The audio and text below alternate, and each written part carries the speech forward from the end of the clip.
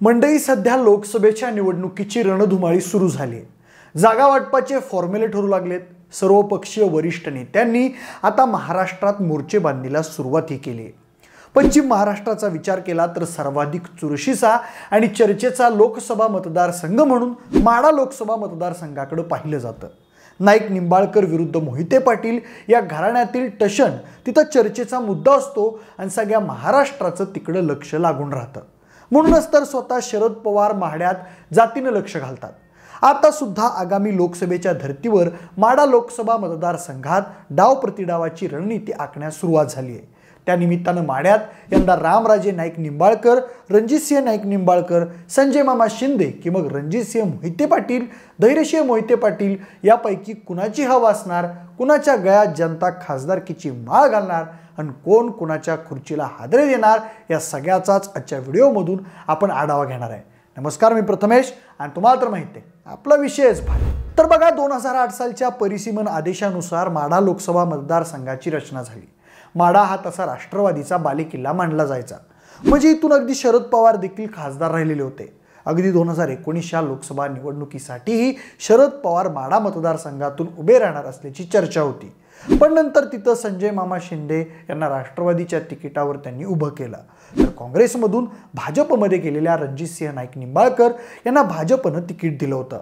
पण तिथं लक्षात घेण्यासारखी गोष्ट म्हणजे विजयसिंग मोहिते पाटील यांनी त्यांचे चिरंजीव रणजितसिंह मोहिते पाटील यांच्यासाठी राष्ट्रवादीकडे तिकीट मागितल्यावर राष्ट्रवादीने नकार दिला होता।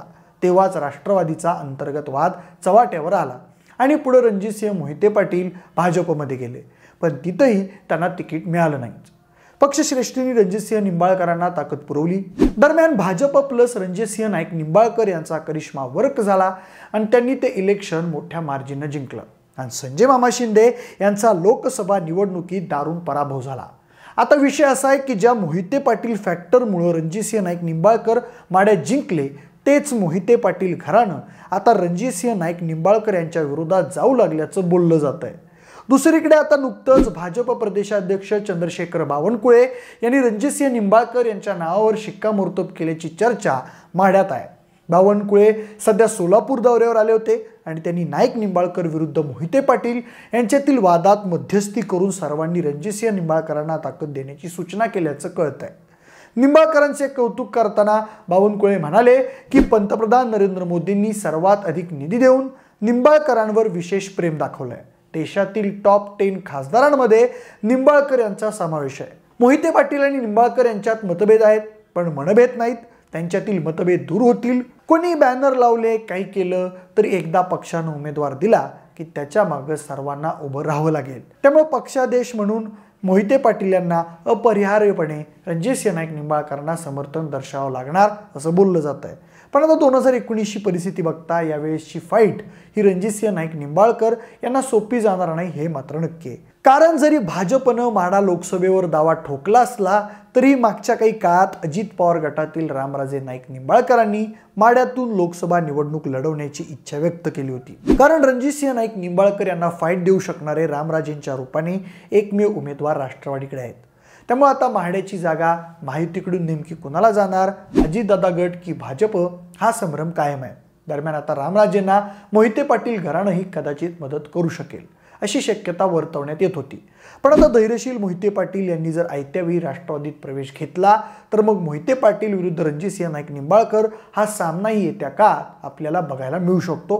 कारण राष्ट्रवादीत फूट पडल्यानंतर शरद पवार यांनी ऑगस्टमध्ये सोलापूर दौऱ्यावर असताना माजी उपमुख्यमंत्री राहिलेल्या विजयसिंह मोहिते पाटील यांची घरी जाऊन भेट घेतली होती। तेव्हा तब्बल 4 वर्षांनंतर पवार हे शिवरत्न बंगल्यावर आल्यामुळं सोलापूरच्या राजकारणात पुन्हा एकदा पवार आणि मोहिते पाटील समीकरणाची चर्चा सुरू झाली होती। दरम्यान मोहिते पाटील घराण्यातील कुणाला तरी शरद पवार लोकसभेला ताकद पुरवतील असं बोललं जात होतं। त्यानुसार भाजप नेते धैर्यशील मोहिते पाटील यांनी स्वतः माढा मतदारसंघातून निवडणूक लढवण्याची इच्छा व्यक्त केली होती। पक्षाच्या वरिष्ठांनी आदेश दिला तर मी निवडणूक लढवण्यास तयार आहे असे ते म्हणाले होते। त्यासाठी ऑक्टोबर महिन्यात पुण्यात उपमुख्यमंत्री अजित पवार यांच्या अध्यक्षतेखाली कालवा सल्लागार समितीच्या बैठकीला उपस्थिती लावल्यानंतर त्यांनी आपण माढा लोकसभा मतदारसंघातून लढण्यास इच्छुक असल्याचं बोलून दाखवलं होतं। आता अजित पवार गटाला माढा लोकसभेची जागा मिळाली नाही तर आयत्या वेळी धैर्यशील मोहिते पाटील शरद पवार गटात जाण्याची शक्यता वर्तवली जाते. पण तसं झालं तर रणजितसिंह नाईक निंबाळकर यांना आगामी निवडणुकीत रामराजे नाईक निंबाळकर प्लस धैर्यशील मोहिते पाटलांचं तगडं आव्हान असेल असं चित्र दिसतंय. आता आपण माढा लोकसभेतील विधानसभा मतदारसंघामध्ये नेमकी कोणाची किती ताकद आहे हे नीट समजावून घेऊयात. तर बघा, माढ्यात एकूण 6 मतदारसंघ आहेत. सोलापूर जिल्ह्यातील 4 आणि सातारा जिल्ह्यातील 2 मतदारसंघ माढा लोकसभा मतदारसंघात येतात. पहिला मतदारसंघ आहे करमाळा मतदारसंघ. संजय मामा शिंदे हे इथले विद्यमान आमदार आहेत.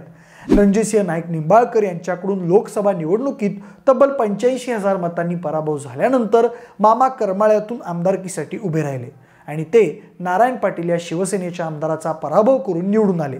त्यांनी नारायण आबा पाटील यांचा 5,494 मतांनी पराभव केला होता. संजय मामा यांना जरी गेल्या लोकसभेला पराभव स्वीकारावा लागला असला तरीही करमाळ्यात त्यांची ताकद दिसून येते.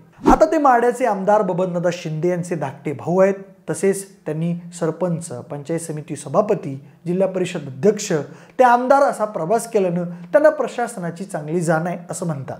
राष्ट्रवादीची 2 शक्ल होण्याआधी संजय मामा हे रामराजे किंवा राष्ट्रवादीच्या संभाव्य उमेदवाराला ताकद पुरवणार असं बोललं जात होतं. पण नुकतीच अशी बातमी आली आहे की अजित पवार गटातील संजय मामांनी लोकसभेसाठी रणजितसिंह नाईक निंबाळकर यांना पाठिंबा द्यायचा निर्णय घेतला आहे. दुसरा मतदारसंघ आहे माढा मतदारसंघ. संजय मामांचे मोठे बंधू आणि सध्या अजित पवार गटात असलेले बबनदादा शिंदे हे इथून आमदार आहेत. बबनदादा हे माढ्यातील राष्ट्रवादीचे ट्रम्प कार्ड आहेत. ते शरद पवार यांचे अतिशय जवळचे व्यक्ती मानले जात होते. म्हणून तर त्यांना खिळखिळ करण्यासाठी त्यांच्यावर ईडी चौकशीचे फेरे लावण्यात आले होते असं बोललं गेलं होतं. मध्यंतरी बबनदादा भाजपमध्ये जातील अशीही मतदारसंघात चर्चा होती, पण ते कुठेही गेले नाहीत. पण राष्ट्रवादी फुटीनंतर मात्र त्यांनी अजित पवार गटाचा रस्ता धरला आणि माढ्यातली समीकरणं बदलली. त्यांनी 2019ला शिवसेनेच्या आणि सध्या शिंदे गटात गेलेल्या संजय कोकाटे यांचा तब्बल 68,000 मतांनी पराभव केला होता. बबनदादा यांची राजकीय ताकद फक्त माढा विधानसभा मतदारसंघावर नाही तर त्यांची कमान पूर्ण जिल्ह्यावर आहे. त्यामुळे लोकसभेसाठी राष्ट्रवादीचे बबनदादा म्हणजे गेम चेंजर प्लेयर आहेत. तिसरा मतदारसंघ आहे सांगोला. काय झाडी काय डोंगर फेम शिंदे गटाचे नेते शहाजीबापू पाटील हे इथून सध्या आमदार आहेत. तसा हा मतदारसंघ हा शेतकरी कामगार पक्षाच्या गणपतराव देशमुख यांचा बालेकिल्ला आहे. पण मागच्या टर्मला गणपतराव आबा इथून उभे राहिले नाहीत तर त्यांचे नातू डॉक्टर अनिकेत देशमुख उभे राहिले. तेव्हा फक्त 768 मतांनी शहाजीबापूंना निसटता विजय मिळाला. आता शहाजीबापू राज्यभर त्यांच्या भाषणांमुळे प्रसिद्ध झाले आहेत. तसे शहाजीबापू मूळचे काँग्रेस राष्ट्रवादी सोबत बराच काळ काम केलेले नेते आहेत. त्यामुळे काही प्रमाणात या पक्षातला जुना गट बापूंसोबत आहे. पण तरीही स्थानिक लेवलवर मात्र इथं गणपतराव बाबांचा प्रभाव मोठा आहे आणि शहाजीबापूंच्या शिंदे गटात जाण्यामुळं नाराज झालेला ठाकरे गट, राष्ट्रवादी आणि इथला शेतकरी कामगार पक्ष गणपतराव बाबांच्या नातवांकडे आकर्षित होऊ शकतो. एकूणच इथं धैर्यशील मोहिते पाटील असतील तर त्यांना सांगोल्यातील मतांसाठी शहाजीबापूंना क्रॉस करावं लागेल, तर रणजितसिंह नाईक निंबाळकर यांना डॉक्टर अनिकेत देशमुख यांना. पुढचा मतदारसंघ आहे माळशिरस. हा मतदारसंघ एससी उमेदवारासाठी राखीव मतदारसंघ आहे. उत्तमराव जानकर हे इथून मागे भाजपच्या तिकिटावर लढण्यासाठी उत्सुक होते, पण पक्षानं त्यांना फलटणमधून लढण्यास सांगितलं. तेव्हा मी माळशिरसमधूनच लढेन असं उत्तमराव जानकर म्हणाले, कारण माळशिरस हे जानकरांचं होमपिच होतं. आता मोहिते पाटील यांचे विरोधक असल्यानं मोहिते पाटील यांनी भाजपकडे जानकर यांना तिकीट देऊ नका अशी भूमिका घेतली.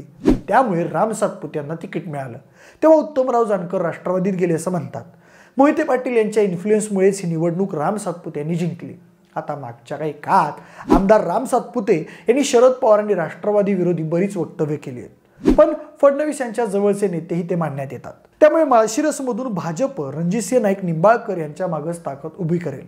पण आता धैर्यशील मोहिते पाटील मैदानात असतील तर उत्तमराव जानकर हे त्यांच्या विरोधात भूमिका घेण्याचीच अधिक शक्यता आहे. पण आता मोहिते पाटील यांच्या प्रतीच्या सहानुभूतीला इनकॅश करता आलं तर मात्र राष्ट्रवादीला त्या मतदारसंघातून जादुई निकाल नोंदवता येईल. 5वा विधानसभा मतदारसंघ आहे फलटण. हा विधानसभा मतदारसंघ 2009 पासून राखीव मतदारसंघ आहे. इथून राष्ट्रवादीचे दीपक चव्हाण हे आमदार आहेत. आता फलटण हा रामराजेंचा कायमच बालेकिल्ला मानण्यात आला आहे. इथं रामराजेंची ताकद जोरदार आहे, पण त्यांना इथून रणजितसिंह नाईक निंबाळकर यांचा विरोध होऊ शकतो. आता रणजितसिंह निंबाळकरच भाजपचे पुढील उमेदवार असतील तर मग रामराजे काय भूमिका घेतात ते ते मोहिते पाटलांना ताकद पुरवतात का हे नीट पाहावं लागेल. दरम्यान इथं दीपक चव्हाण यांनी मागील निवडणुकीत भाजपच्या दिगंबर आगवणे यांचा तब्बल 31,000 मतांनी पराभव केला होता. आता मात्र तेच दिगंबर आगवणे हे सध्या रणजितसिंह नाईक निंबाळकर यांच्या विरोधात असल्यानं ते धैर्यशील मोहिते पाटील यांनाही फलटणातून ताकद पुरवू शकतात. 6वा मतदारसंघ आहे मान खटाव मतदारसंघ. माढ्याचे भाजपचे खासदार रणजितसिंह नाईक निंबाळकर आणि आमदार जयकुमार गोरे यांची मैत्री तिकडं मान खटावमध्ये मोहिते पाटलांना धोक्याची ठरू शकते. आता जयकुमार गोरे आणि रामराजेंचा तीव्र संघर्ष आहे हे आपल्याला माहितीच आहे. त्यामुळे रणजितसिंह नाईक निंबाळकर यांचा फायदा होऊ शकतो. पण इथं धैर्यशील मोहिते पाटील हे राष्ट्रवादीच्या प्रभाकर देशमुख यांची मदत घेऊन सूत्र फिरवू शकतात. आता खटाव भागात कोरेगावच्या आमदार महेश शिंदे यांचाही प्रभाव आपल्याला बघायला मिळतो. तोही रणजितसिंह यांच्यासाठी फायदेशीर ठरू शकतो. आता मागच्या काही दिवसात राष्ट्रवादीचे प्रभाकर देशमुख यांचं नेतृत्व मान खटावमध्ये अधिक सक्षमपणे उभं राहताना दिसत आहे. त्यामुळे ती मतं नक्कीच मोहिते पाटलांच्या बाजूने उभी राहतील. आता जयकुमार गोरे हे जरी मान खटावमधून आमदार असले तरी प्रभाकर देशमुख फक्त 3,000 मतांनी मागे पराभूत झाले होते. ही सुद्धा इथं दुर्लक्षित न करता येण्यासारखी गोष्ट आहे. म्हणजे सध्याच्या परिस्थितीत सोलापूर जिल्ह्यातील माढा येथील आमदार बबनदादा शिंदे, करमाळाचे आमदार संजय मामा शिंदे, सांगोल्याचे शिंदे सेनेचे आमदार शहाजी बापू पाटील आणि मान खटावचे भाजप आमदार जयकुमार गोरे यांनी आपलं वजन वर करणी तरी विद्यमान खासदार रणजितसिंह निंबाळकर यांच्या पारड्यात टाकल्याचं चित्र आहे. तसंच आपल्या पहिल्याच टर्ममध्ये खासदार रणजितसिंह निंबाळकर यांनी माढा लोकसभा मतदारसंघातील बहुतांश तालुक्यातील पाण्याचे रस्त्याचे प्रश्न मार्गी लावल्यानं मतदारसंघात काही ठिकाणी निंबाळकर यांचा बोलबाला असल्याची चर्चा आहे. पण मोहिते पाटील घराण्याची माढ्यातली ताकद पाहता लढाई चुरशीची आणि अधिक गुंतागुंतीची होण्याची चिन्ह आहेत. कारण नाईक निंबाळकर घराणं आणि मोहिते पाटील घराणंही या मतदारसंघातील गणितं फिरवणारी घराणे आहेत. ती यापुढेही मतदारसंघात की फॅक्टर ठरतील हे या निमित्तानं सांगणं अधिक महत्त्वाचं ठरतं. तसेच महायुती म्हणून आता जरी काही नेते रणजितसिंह निंबाळकरांमागे असतील किंवा धैर्यशील मोहिते पाटील यांच्या मागे असल्याचं दाखवत असतील तरी अंतर्गत संघर्ष फार वेगळा आणि क्लिष्ट आहे. त्यात कोण बाजी मारतंय हा आता हळूहळू लक्षात येत जाईलच. पण तुम्हाला नेमकं काय वाटतंय? माढ्याचे पुढचे खासदार नेमके कोण होतील? रणजितसिंह नाईक निंबाळकर, धैर्यशील मोहिते पाटील, संजय मामा शिंदे, रामराजे नाईक निंबाळकर, विजयसिंग मोहिते पाटील की अजून कोण? तुमच्या मनातल्या माढ्याच्या पुढील खासदाराचं नाव आम्हाला कमेंट करून नक्की सांगा. जर हा व्हिडिओ आवडला असेल तर लाईक आणि शेअर करा. सोबतच आपल्या विशेष भारी या यूट्यूब चॅनलला देखील सबस्क्राईब करायला विसरू नका. धन्यवाद.